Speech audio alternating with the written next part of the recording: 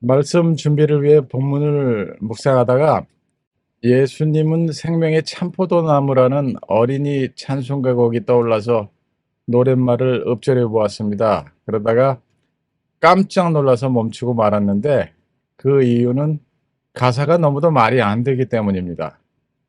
예수님은 생명의 이제 노래가 잘 안 되는데 그냥 읽을게요. 예수님은 생명의 참포도나무, 아버지는 포도원 농부시니. 여기까지는 굉장히 좋습니다. 성경 구조를 그대로 옮긴 거니까. 근데 그 다음 절을 보게 되면 가지들아 열매를 맺지 않으면 아낌없이 찍어서 던지시리라. 뭐 다음 절이 아니라 사실은 그 후반부인데, 가지들아 열매를 맺지 않으면 아낌없이 찍어서 던지시리라. 이거 좀 내용이 지나치지 않습니까? 잔혹동화식의 가사가 아닌가요? 이런 노랫말에 적힌 내용을 그대로 믿으며 자라게 된다면 그런 어린아이들의 신앙은 바르게 될 가능성은 전혀 없어 보입니다. 아마도 이 노랫말을 쓰신 분은 단지 본문에 나오는 2절과 6절을 연결지어서 수박 겉핥기식으로 보고는 노랫말을 그런 식으로 만든 것 같습니다. 아무리 그 다음 절 2절과 3절의 가사는 제대로 되었다고 할지라도 읽어보니까 그렇더라고요. 그렇지만 결국 전체적으로는 무슨 얘기를 하게 되는 거냐면 하나님에 대한 잘못된 두려움을 심어주고 그 꼴 당하지 않으려면 열매 맺어라라는 얘기로밖에 안 들리기 때문이에요. 그리고 아마도 제 추측에 대부분의 사람들이 본문 말씀을 보면서 갖게 되는 생각이 이와 비슷할 것 같은데 어떻습니까? 여러분들은 어떤 생각을 가지게 되세요? 만일 우리가 하나님에 대해서, 그리고 신앙의 본질에 대해서, 그리고 복받는 삶에 대해서 이런 식의 생각을 가지고 있다면 하나님은 너무도 억울하실 것 같지 않습니까? 인간적인 기준으로만 본다면 말이에요. 그래서 오늘 이 시간에 본문을 살피면서 우선적으로 하나님의 이 억울하심을 좀 풀어드려야 할 것 같고, 그러면서 하나님께서 원하시는 열매 맺는 삶이 어떤 것인지를 좀 더 분명하게 보아야 할 것 같습니다. 또한 그런 삶을 살려면 어떻게 해야 하는지, 그리고 그 결과가 궁극적으로 무엇인지에 대해서도 생각을 좀 해보아야 할 것 같습니다. 자, 우선 1절과 2절을 중심으로 해서 하나님께서 우리를 위해서 하시는 일 세 가지, 그것이 분명히 드러나는데 그 세 가지를 우선적으로 살펴보려고 합니다. 하나님이 우리를 위해서 하시는 일, 그 첫 번째, 그게 뭡니까? 너무나 잘 아시는 그런 내용이죠. 예수를 이 땅에 보내셔서 참 포도나무 되게 하셨고 우리를 그 나무의 가지가 되도록 하셨다는 것. 1절을 보면 이런 얘기가 이렇게 시작이 되지 않습니까? 나는 참 포도나무요 내 아버지는 농부라 라고. 본문의 바로 앞부분, 그러니까 14장의 끝부분을 보게 되면 예수님께서는 제자들에게 하실 말씀을 다 마치시고는 일어나라, 여기를 떠나자, 이렇게 말씀하셨어요. 근데 15장에서는 갑자기 나는 참 포도나무요 내 아버지는 농부라라는 식으로, 농부라라는 말씀으로 말씀이 시작이 되는데 왜 이런 급작스러운 변화가 생길 수밖에 없는 것일까? 아마도 이런 추측이 가능할 것 같은데, 예수님께서는 제자들과 유월절 저녁을 마치시고 이 말씀을 하시려고, 지금 15장 앞부분에 적혀져 있는 이 말씀을 하시려고 일부러 성전 구역을 지나가시지 않았을까 하는 거예요. 왜냐하면 당시 지어진 헤롯 성전이라고 불리는 이 성전에 이 성소로 들어가는 문자, 그러니까 성전 구역이 아니고 진짜 성전의 성소로 들어가는 문짝에는 이스라엘을 상징하는 포도나무가 새겨져 있었기 때문에, 그래서 이걸 연결지어서 말씀하시려고 일부러 그쪽으로 가셨다라는 추측을 우리가 할 수 있고, 아니면 거기를 그냥 지나치셨다고 하더라도 예루살렘 성문을 빠져나와서 겟세마네 동산으로 가시기 위해서는 기드론 골짜기라는 데를 지나가셔야만 합니다. 그런데 그 길 좌우에는 역시 이스라엘을 상징하는 크고 작은 포도원들이 여럿 있었기 때문에 예수님은 의도적으로 거기서 멈추셔서 이 말씀을 하셨다라는 이런 추측을 해볼 수 있는 거죠. 굉장히 중요한 얘기를 지금 하고 계시는데 왜 예수님은 자신을 참 포도나무라고 이렇게 말씀하신 걸까? 그리고 하나님 아버지를 농부라고 하신 걸까? 구약 여러 곳에 그 배경이 되는 말씀들이 있지만 가장 중요한 이사야서 5장 말씀을 보게 되면 이런 말씀이 나와요. 제가 이제 이사야서 5장 1절부터 7절을 읽어 드릴 텐데 뭐 성경을 빨리 찾으셔서 같이 보셔도 좋고요. 거기 보면 이런 말씀이 이렇게 나옵니다. 나는 내가 사랑하는 자를 위하여 노래하되 내가 사랑하는 자의 포도원을 노래하리라. 내가 사랑하는 자에게 포도원이 있으며 심히 기름진 산내로다. 땅을 파서 돌을 제하고 극상품 포도나무를 심었더니 그 중에 망대를 심었도다. 그 중에 망대를 세웠고 또 그 안에 술틀을 팠도다. 좋은 포도 맺기를 바랐더니 들포도를 맺었도다. 예루살렘 주민아 유다 사람들아 구하노니 이제 나와 내 포도원 사이에서 사리를 판단하라. 내가 내 포도원을 위하여 행한 것 외에 무엇을 더할 것이 있으랴. 내가 좋은 포도 맺기를 기다렸거늘 들포도를 맺음은 어찌 됨이는고.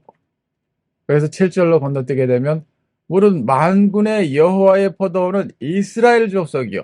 바로 이 얘기를 하시기 위해서 그가 기뻐하시는 나무는 유다 사람이라 그들에게 정의를 바라셨더니 도리어 포학이요. 그들에게 공의를 바라셨더니 도리어 부르짖음이었도다. 하나님께서 이스라엘에게 바라시던 열매는 하나님을 사랑하는 마음에서 나오는 순종이었습니다. 그 순종으로 인해서 택하신 백성 가운데 정의와 공의가 살아있어서 제사장 나라답게 되는 것이었어요. 그런데 7절 말씀에 의하면 이스라엘은 어떤 열매를 맺었습니까? 하나님께서 원하시는 것에 정반대가 되는 열매를 맺었어요.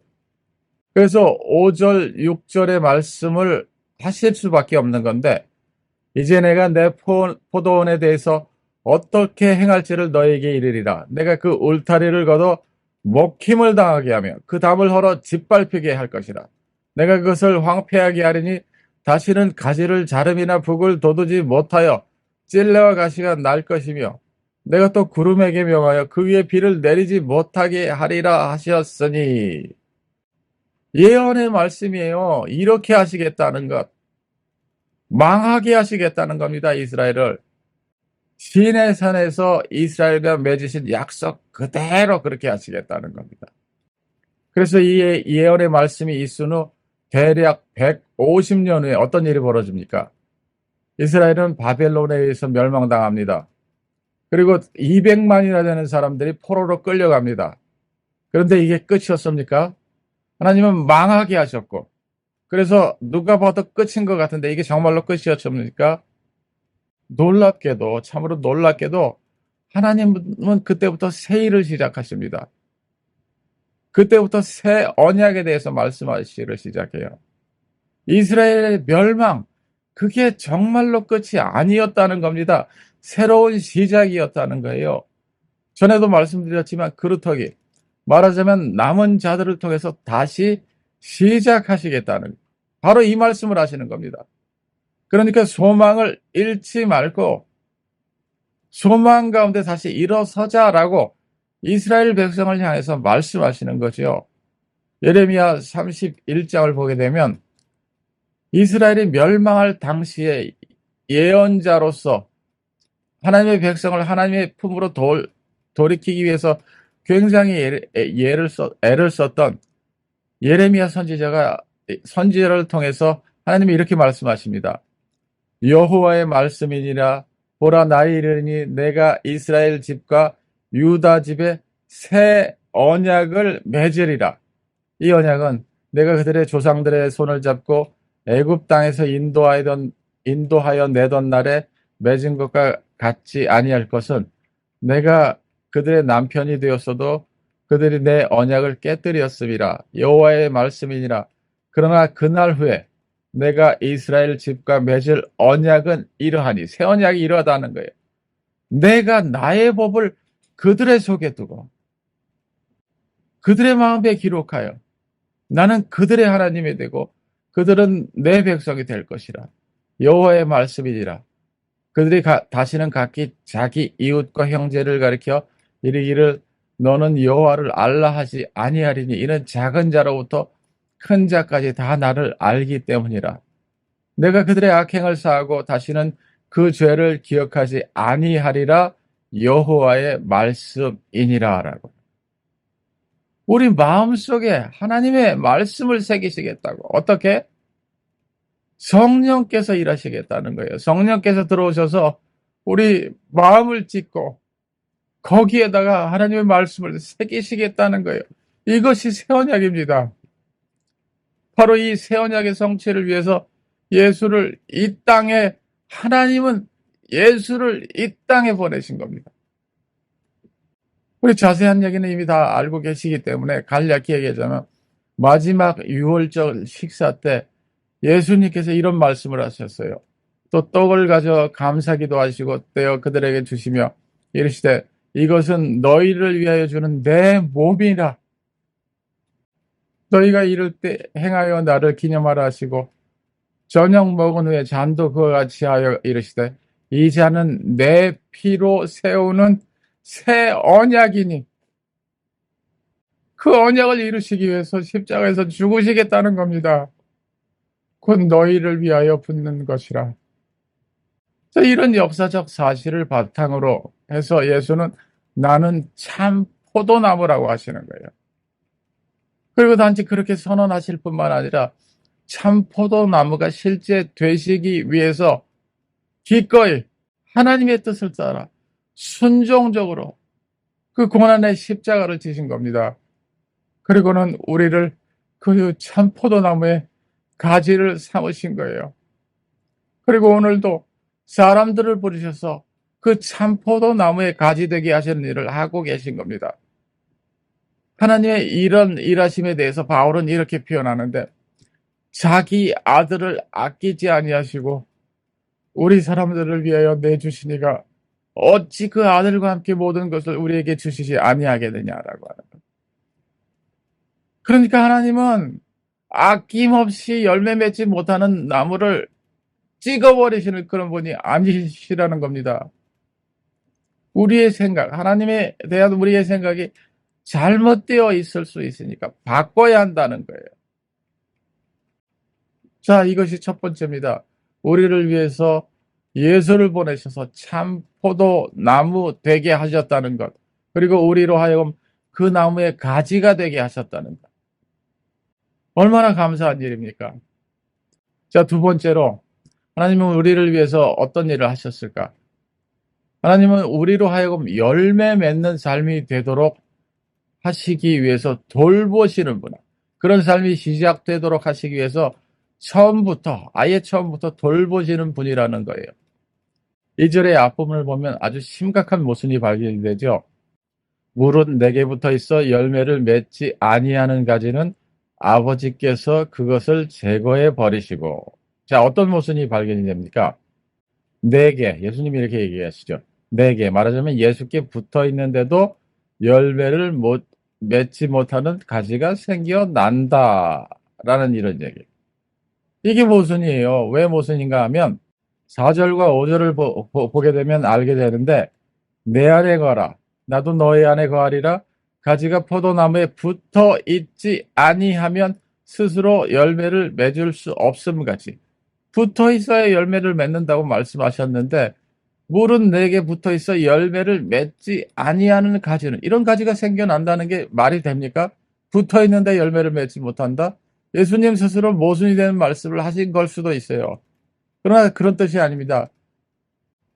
가지가 포도나무에 붙어 있지 아니하면 스스로 열매를 맺을 수 없음 같이 너희도 내 안에 있지 아니하면 그러하리라. 나는 포도나무요 너희는 가지라. 그가 내 안에 내가 그 안에 거하면 사람이 열매를 많이 맺나니 나를 떠나서는 너희가 아무것도 할 수 없습니다.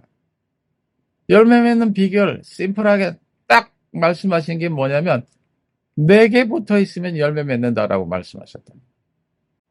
그런데 2절을 다시 보게 되면 물은 4개 붙어 있어 이 열매를 맺지 아니하는 가지는 아버지께서 그것을 제하여 버리시고, 여기 심각한 모순이 있어요. 이 모순을 해결하기 전에는 이 2절의 말씀의 의미를 우리가 바로 이해할 수 없다는 거죠. 그리고 또한 어떤 모순이 발견되냐면 우리를 부르셔서 참포도 나무 되시는 예수님의 가지 되게 하신 분이 누굽니까? 하나님이시에요. 그런데 그런 일을 하신 하나님이 쉽사리 우리를 열매 맺지 못한다는 이유로 싹둑 아낌없이 제거해 버리신다? 이것도 말이 안 되는 거죠. 자, 이런 오해, 이런 모순이 생기는 이유는 2가지인데, 우선 2절과 6절을 연관지어서 해석하는 오류를 범하기 때문에. 근데 6절의 의미를 보세요. 너무 심플하지 않습니까? 사람이 내 안에 거하지 아니하면, 이런 말이, 이런 조건이 붙어요. 예수님과 연결되어 있지 않으면 가지처럼 밖에 버려져 마르나니 사람들이 그것을 모아다가 불에 던져 사르느니라라고 합니다. 이거 아마도 가롯 유다 같은 사람들을 두고 하시는 말씀 같은데 이걸 엉뚱하게 2절과 연결을 짓습니다. 사람들은. 아니에요. 아니에요. 또한 이런 오해가 생기는 또 다른 이유는 단어 하나를 잘못 번역했기 때문인데 2절에 우리 다시 읽어보자면 물은 4개 붙어 있어 열매를 맺지 아니하는 가지는 아버지께서 그것을 제거해 버리시고, 2절에 제거하다 라는 헬라의 단어는 아이로라는 이런 단어인데 기본적으로 4가지 의미를 가지고 있어요.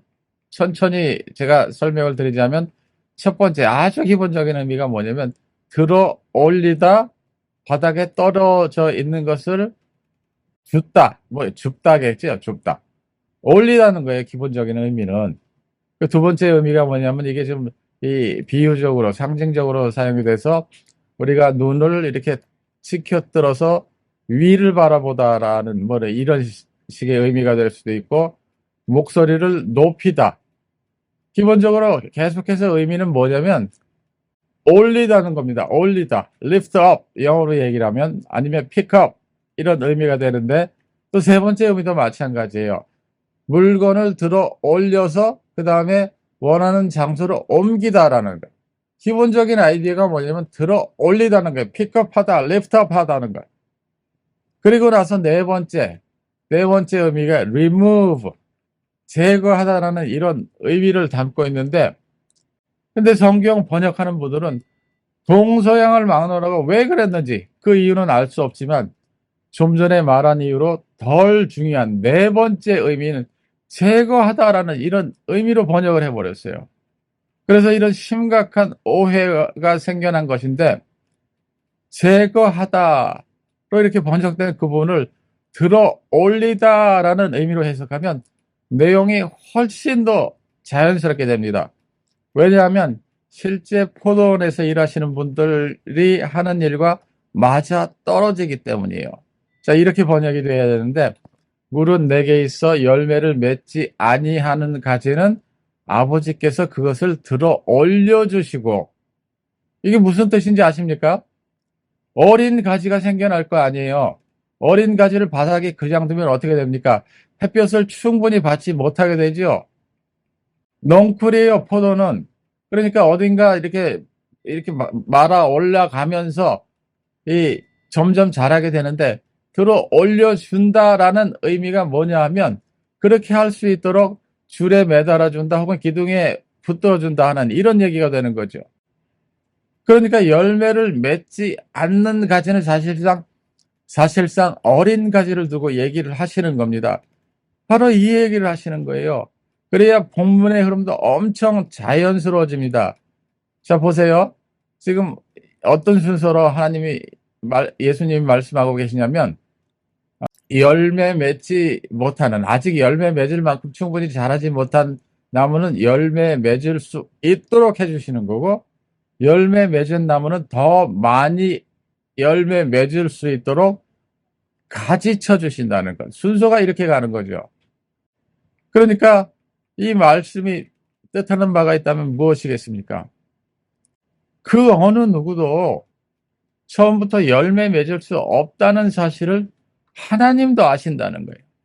그래서 열매 맺는 삶, 말하자면 성숙한 그리스도인의 삶을 살기 이전에 먼저 자라감이 있어야 함을 잘 아신다는 겁니다.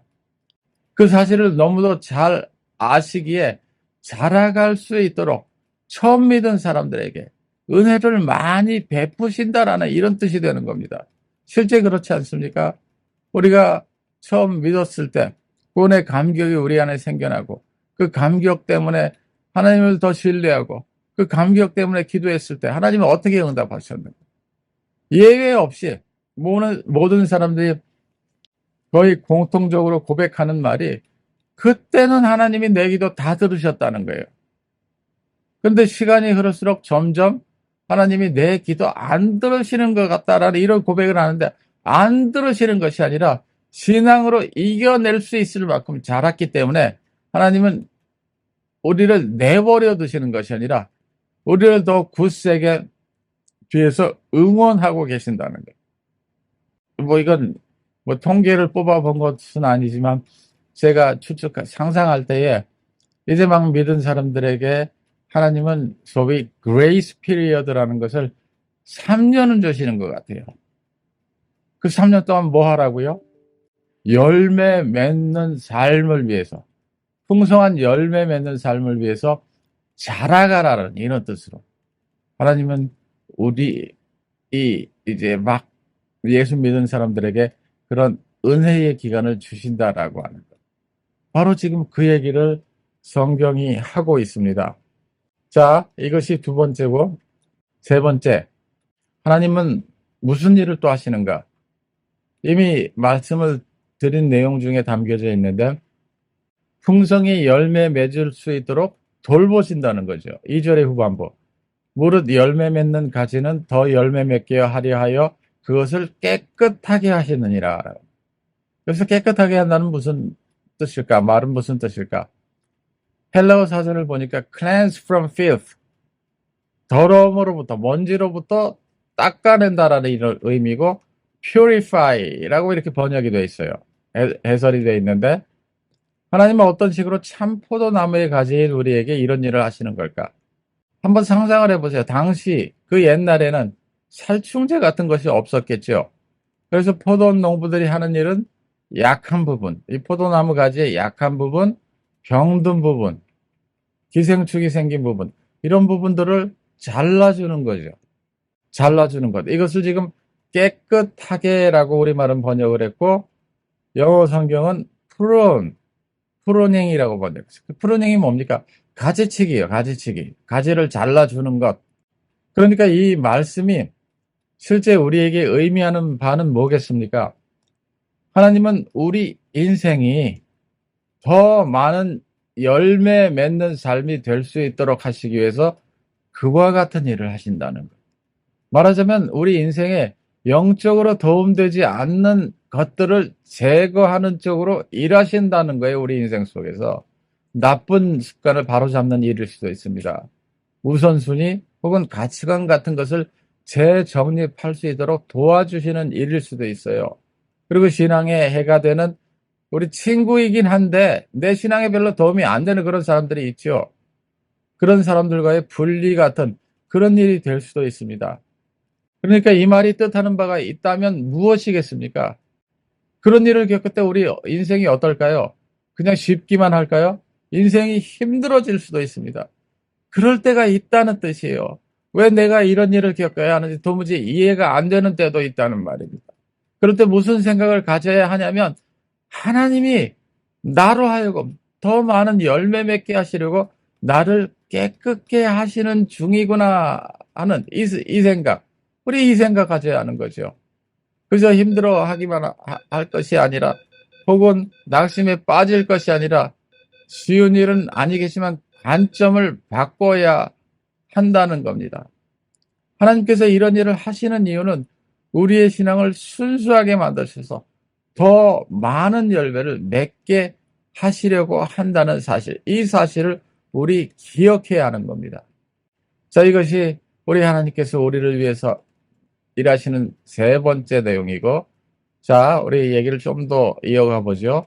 여기까지가 하나님께서 하시는 일인데 예수님은 도대체 무슨 일을 하시는 걸까? 똑같은 일을 하신다고 지금 성경이 적고 있어요.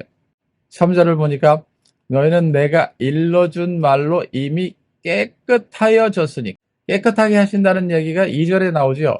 그리고는 3절에 이르게 되면 너희는 내가 일러준 말로 이미 깨끗하여졌으니 라고 이렇게 말씀하시는데, 이거 무슨 뜻입니까? 하나님께서 하시는 일, 그러니까 2절의 후반부 무릇 열매 맺는 가지는 더 열매를 맺게 하려 하여 그것을 깨끗하게 하시느니라. 바로 이 일을 예수께서 하신다는 이런 얘기죠. 너희가 더럽구나 깨끗해져라 이렇게 말씀하셨더니 짠 하고 깨끗해졌다, 이 얘기가 아닙니다. 예수님께서 말씀하시는 포인트는 그동안의 말씀 훈련을 통해서 마치 하나님께서 열매 맺지 못한 어린 가지를 올려주시고 더 많은 열매를 맺을 수 있도록 가지치기를 하시듯이 주님은 제자들을 그렇게 훈련해 오셨다는 거예요, 말씀을 통해서. 자, 그러니까 어떻게 이런 깨끗하게 하시는, 말씀으로 깨끗하게 하시는 일을 하셨는가를 알려면 복음서 전체를 우리가 훑어보아야 되겠지만 최소한 요한복음 13장부터 보아도, 본문의 바로 앞장이죠. 거기부터 보아도 충분히 알 수 있게 되는데, 거기를 보면 어떤 얘기가 나오냐면 예수님께서 제자들의 발을 씻기신 사건이 나옵니다. 발을 다 씻기고 나서 예수께서는 제자들에게 이렇게 말씀하셨어요. 새 계명을 너희에게 주노니 서로 사랑하라. 내가 너희를 사랑한 것 같이 너희도 서로 사랑하라 라고. 지난 3년 동안 제자들을 훈련하시면서 기대하셨던 건 어떤 모습입니까? 바로 이 모습, 서로 사랑하는 모습. 어떤 식으로? 예수께서 보이신 그 본을 따라 내가 너희를 사랑한 것 같이 너희도 서로 사랑하는 이런 삶을 예수님께서는 기대하셨다는 거예요. 서로 사랑하는 존재가 될 것을 기대하셨습니다. 그리고 계속해서 읽다 보면 14장에 이런 얘기가 나오는데 27절, 평안을 너희에게 끼치노니 곧 나의 평안을 너희에게 주노라. 내가 너희에게 주는 것은 세상에 주는 것 같이 아니하니라. 너희는 마음에 근심도 말고 두려워하지도 말라라. 예수님께서 지금 무슨 얘기를 하십니까? 이 세상 살아가는데 근심, 걱정거리 얼마나 많아요. 두려워할 일들이 얼마나 많습니까? 그렇지만 두려워하지 말라고, 근심하지 말라고, 평안한 삶을 살아가라고 이렇게 말씀하시는 거예요. 왜냐하면 내가 돌볼 것이기 때문에. 얘기가 거기서 그치지 않습니다. 그 다음 장 15장에 이르게 되면 오늘 본문 바로 다음에 나오는 얘기인데, 이제까지 나온 얘기에 하나가 더 보태집니다. 어떤 겁니까? 기쁨이라는 것. 9절부터 11절을 보게 되면 이렇게 말씀하세요. 다 같이 읽어봤으면 좋겠는데 이 녹음을 하는 관계상 제가 그냥 읽어볼게요. 아버지께서 나를 사랑하신 것 같이 나도 너희를 사랑하였으니 나의 사랑 안에 거하라. 내가 아버지의 계명을 지켜 그의 사랑 안에 거하는 것 같이 너희도 내 계명을 지키면 내 사랑 안에 거하리라. 내가 이것을 너희에게 이름은 내 기쁨이 너희 안에 있어 너희 기쁨을 충만하게 하려 함이니라. 기쁨 얘기가 나옵니다. 16장 23절 24절에 이르게 되면 동일한 내용을 보게 돼요. 그날에는 너희가 아무것도 내게 묻지 아니하리라. 내가 진실로 진실로 너희에게 이르노니 너희가 무엇이든지 아버지께 구하는 것을 내 이름으로 주시리라. 지금까지는 너희가 내 이름으로 아무것도 구하지 아니하시나 구하라. 그리하면 받으리니. 기도 응답의 약속을 말씀하셨어요. 그리고는 너희 기쁨이 충만하리라 라고 기쁨에 관한 말씀을 하셨어요. 기도 응답의 확신과 함께 기쁨을 주시겠다는 약속이 나옵니다. 그러니까 제자들은 이런 훈련을 통해서 깨끗하게 되었다는 거예요. 무엇을 통해서? 말씀을 통해서. 그리고 깨끗하게 되었다는 의미는 풍성한 열매 맺을 준비를 다 시켜 놓았다라는 이런 뜻이 되는 거죠. 예수님께서 우리 삶 속에서 일하시는 방법이 바로 이겁니다. 말씀을 통해서 이런 훈련, 내가 정말로 순수한 신앙을 가지는 이런 훈련, 깨끗게 되는 이런 훈련을 통해서 나로 하여금 열매 맺는, 그냥 열매가 아니라 풍성한 열매 맺는 이런 삶이 되도록 하시는 그런 사역을 하신다는 거죠. 그러니까 우리가 애써야 하는 일이 있다면 뭐겠습니까? 그래서 말씀을 글자로 보는 것이 아니라 내게 말씀하시는 예수의 음성으로 들어야 하는 거죠. 그래서 그 음성의 목적, 의도가 바로 나로 하여금 깨끗게 되는 것. 깨끗하다는 말은 그냥 정결하다는 그런 의미가 아니라 열매 맺을 준비가 되도록 하는 이런 훈련을 하신다는 것을 우리가 기억하면서 하나님의 말씀을 가까이 해야 한다는 거죠. 자, 잠깐 여기서 정리를 해보십시다. 이제까지 어떤 얘기가 나왔습니까? 사랑과 평안과 기쁨으로 사는 삶, 그리고 기도 응답의 약속이 나왔어요. 이런 것들이 우리가 맺어가야 하는 기본적인 열매라는 겁니다. 4절부터 8절을 보면 사실상 같은 얘기가 나오는데 제가 읽어보겠습니다. 내 안에 거하라, 나도 너희 안에 거하리라. 가지가 포도나무에 붙어 있지 아니하면 스스로 열매를 맺을 수 없음 같이 너희도 내 안에 있지 아니하면 그러하리라. 나는 포도나무여 너희는 가지라.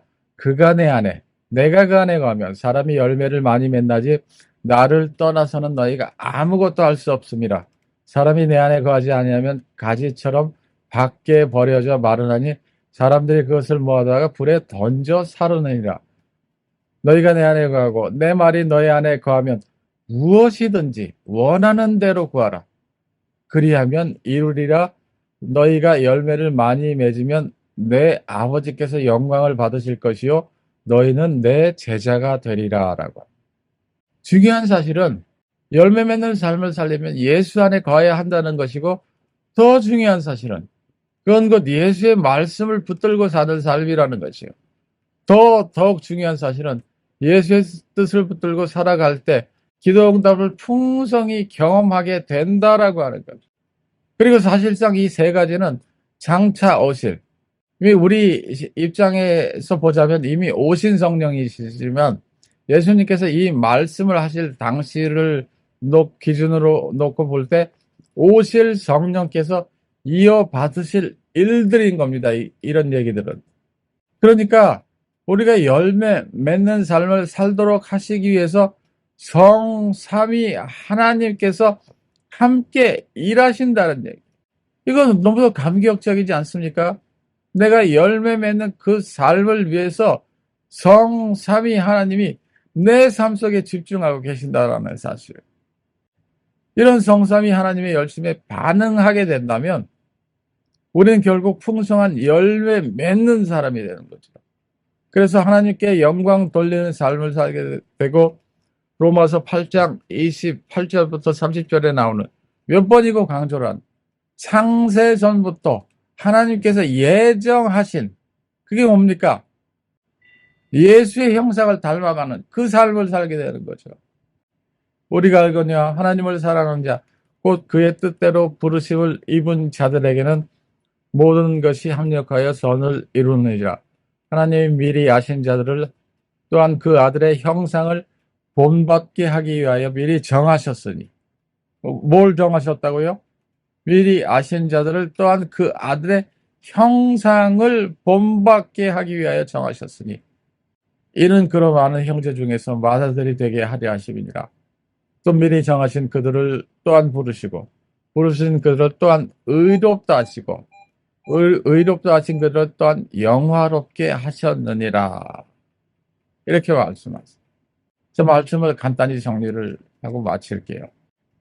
이런 얘기를 하고 싶은데, 구한말에 전기가 보급되기 시작했을 때 전기는 가설을 해놓고 전기세가 비싸니까 전기세가 너무 아까워서 전기를 쓰지 못하고 겨우 호롱불 성냥을 찾느라고 잠시 동안만 전기를 사용하는 사람들이 많이 있었답니다. 전기는 있지만 사용하지 않았기 때문에 전기가 사실상 있으나 없으나 마찬가지인 삶을 살았던 그런 사람들이죠. 예수 믿는 많은 사람들이 이런 실수, 이런 오류를 범하고 살고 있는지도 모릅니다.